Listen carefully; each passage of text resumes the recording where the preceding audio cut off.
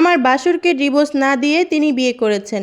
1 বছর হলো রীতা ভাবি চলে গেছে এই সংসার ছেড়ে। আমার বাসুর নিজেও কিন্তু এখনো ডিভোর্স দেয়নি রীতা ভাবিকে। আমি আইন কানুন সম্পর্কে কম জানি। শাশুড়ি আমায় বলল অন্য পুরুষকে বিয়ে করলে এমনিতেই ডিভোর্স হয়ে যায়। আমার ছেলের সাথে রীতার এখন আর কোনো ধর্মীয়ভাবে সম্পর্ক নেই। তোমার কোনো ভয়ও নেই, রীতা ফিরে এলেও আমার ছেলে তাকে গ্রহণ করবে না। কিন্তু আমার আপত্তি এখানেই, রীতা ভাবিকে ডিভোর্স লেটার পাঠিয়ে দিক।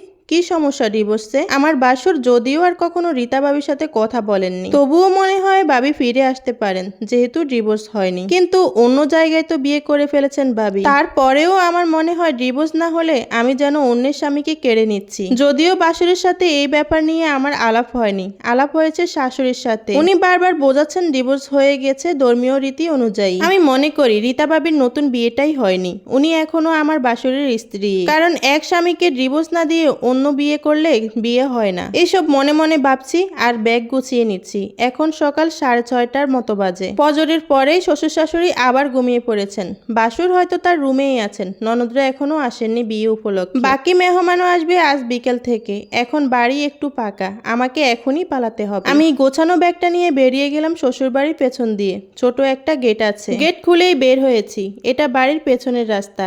গেটের সামনে আমাকে অপেক্ষামান দেখে একটা সিএনজি এসে দাঁড়িয়েছে। এই সময়টা সাধারণত রাস্তা নীরব থাকে, সিএনজিও চলাচল কম থাকে, কিন্তু আজ মনে হয় পেয়ে গেলাম। ভেতরে সম্ভবত একজন যাত্রী ছিলেন। সিএনজিতে এসে আমার সামনে থামলো। ভেতরের লোকটিকে দেখে আমি অবাক হয়ে গেলাম। আমার বাসুরে এসেছেন সিএনজিতে করে, যার সাথে আমার বিয়ে ঠিক হয়েছে।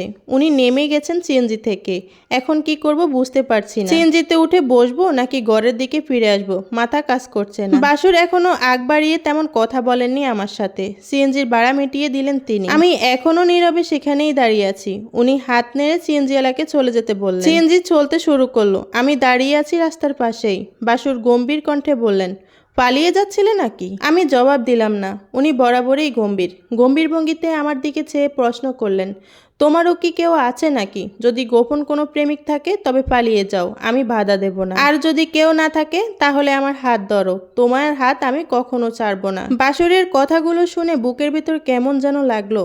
মনে হলো উনি কষ্ট থেকে এভাবে বলছেন। আমি আর সামনের দিকে পা বাড়াতে পারিনি। বাড়ির গেটের দিকেই ঢুকে যাচ্ছিলাম। বাসুরও বুঝতে পারলেন আমি ফিরে যাব না। তিনি আমার হাত থেকে ব্যাগটা নিলেন, ধীর কণ্ঠে বললেন, মায়ের কাছে গতকালেই শুনেছি তুমি রীতার ডিভোর্স চাও। তুমি যা চাও সেটাই হবে। ধর্মীয় মতে রীতা অলরেডি ডিভোর্স হয়ে গেছে, তারপরেও আমি ডিভোর্স লেটার পাঠিয়ে দেব। ওকে ডিভোর্স দিয়ে তোমাকে বিয়ে করব। আমি চুপ করে রইলাম। উনি আমার চেয়ে বয়সে বেশ বড়, মিনিমাম 10 বছরের মতো হবে। তারপরেও কেমন যেন বিশ্বাস এলো ওনার ওপরে, যে বিশ্বাসটা এতদিন শাশুড়ির কথাই খুঁজে পায়নি।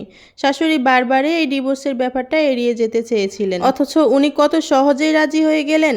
আমি ঘরে ফিরে এলাম বাসুরের সাথে। উনি আমার হাতের ব্যাগটা দিতে দিতে বললেন, যাও চা বানিয়ে নিয়ে এসো, একসাথে খাবো। আমি চলে যাচ্ছিলাম ভেতরের দিকে। তিনি পেছন থেকে আমায় বললেন, স্বর্ণকারের বাড়িতে গিয়েছিলাম আজ সকালে, তোমার জন্য চুড়ি বানাতে দিয়েছিলাম তো, ওইটাই নিয়ে এসেছি। আমি অবাক হলাম বাসুরের কথা শুনে। তার কথা যেন সুখ সুখ অনুভূতি হলো। স্বামীর মৃত্যুর পরে এই প্রথম কারো কথায় আমার অনেক বেশি ভালো লাগলো। আমি নিজের মনটাকে স্থির করলাম, আর কোনো লুকোচুরি নয়, বাসুরকেই গ্রহণ করব স্বামী হিসেবে। তিনিই হয়তো বা হবেন আমার সারা জীবনের সঙ্গী।